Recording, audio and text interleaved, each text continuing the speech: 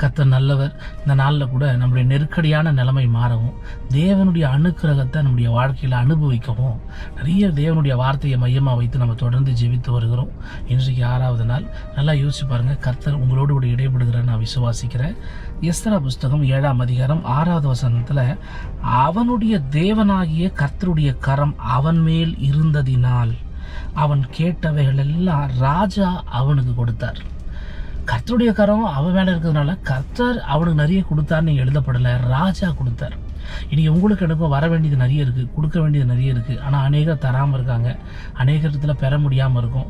ஒருவேளை நிறைய விஷயம் உங்கள் வாழ்க்கையில் தடையாகவே போயிட்டுருக்கு. கவலையே படாதீங்க. கர்த்தருடைய கரம் உங்கள் மேலே இருந்துச்சுன்னா உங்களுக்கு வர வேண்டியது யார்கிட்ட இருந்தாலும், உங்களுக்கு வர வேண்டிய நியாயமான காரியங்கள் எங்கே இருந்தாலும், நீங்கள் கேட்குற நியாயமான காரியங்கள் யார் இடத்துல இருந்தாலும் கண்டிப்பாக அது உங்களுக்கு கிடைக்கும். அதனால் இந்த வசனத்தை நல்லா வாசிங்க, வாசிச்சுட்டு விசுவாசிச்சுட்டு நீங்கள் அமைதியாக காத்துருங்க ஜெபத்தில்.